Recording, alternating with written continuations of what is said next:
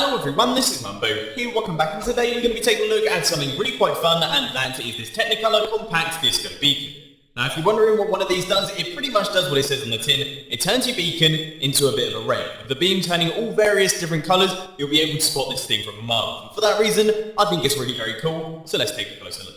Now in case you hadn't noticed, the machine is currently switched off, but we're quickly going to change that by flicking this lever down here, and as you can see, our beacon really does spring into life. All of the colours are travelling up through the beam, and I have to say, it really is quite impressive. One thing that I really like about this design is the fact that the transition between the colours is actually very smooth. You don't have any white popping in between the colours, it is all just a nice transition going right the way through them. But once you get bored of that one, for whatever reason, all you have to do is just head down here, flick this lever once again, and as you can see, our beacon returns to normal. You are left with the regular white beam, which still looks cool, but it's not quite a disco beacon, is it?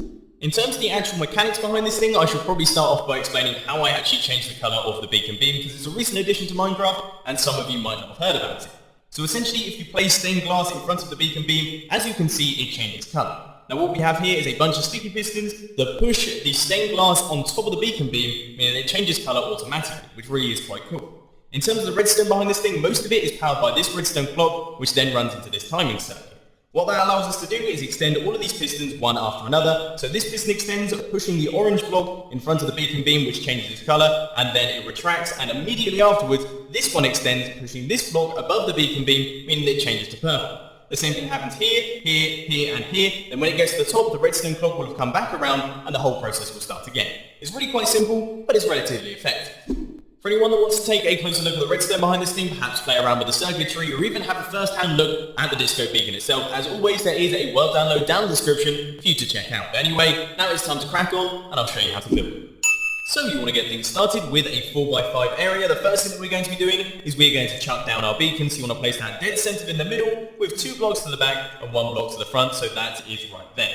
Then you want to place a block here with a sticky piston facing across, and then you want to place a block, another sticky piston, a block, another sticky piston, and then you can take out one of those ones and then do the same thing on the other side, but you want to place 2 blocks, and then that's the sticky piston, and then a block, sticky piston, block, and then a sticky piston, and you can remove all of those temporary blocks because those are going to be pushing the stained glass across so that it intersects your beacon beam. Next up, you want to head round the back over to this sticky piston right here and place 3 blocks across like this with redstone there, a repeater, and then redstone dust. Now what we're going to be creating here is known as a redstone snake, and this is going to be connecting up all of our pistons. So you've got an upside down half slab there with redstone dust on the top, and you want to place 3 blocks there, and then another upside down half slab that is redstone there with 2 repeaters running across just like this, redstone there, and then a block just like that to stop those 2 connecting up, redstone dust on top of that one, and then 2 blocks like this, a repeater, redstone dust. As I'm sure you can tell, there is a bit of a pattern forming here. So we've got the upside down half slab, and then the 3 blocks right there with the redstone dust on top of both of those, and then the 2 repeaters facing in this direction. Then we have got our upside down half slab, a block like this, our 3 blocks going across like that with redstone dust on top of both of those, our repeater, and then redstone dust. And finally, we just need one last upside down half slab, and then a block up like this with redstone dust on top of both of those. Now to connect all of these pistons, we're going to be placing blocks like this with redstone dust on top of all of those, and then you want to grab another block, place it across like that with comparators running into those pistons. Now you may be wondering, why am I using comparators? But it's simply because they've got a shorter delay than repeaters, and that's what we need to get that smooth transition between all of the colours. So to start things off, you just want to head down here and place 2 repeaters, set both of them to 2 ticks. Now you're going to be running out into a block with another repeater set to 2 ticks. That is going to be running out into another block with a repeater set to 2 ticks, and then 2 repeaters, both of them set to 1 tick. Then you want to place a block here and redstone dust right here. Now that is the redstone clock done. To power it, all you have to do is place a sticky piston facing downwards right here, take out this block, then you want to place a block off to the side with a redstone torch on the side of that one, a dropper facing upwards with a hopper running down into that one, and once again chuck any old item in there. Then you want to place a block off to the side, a comparator running out from that hopper there, and then a sticky piston facing downwards with a redstone block on its face. That will power that redstone and activate the redstone clock.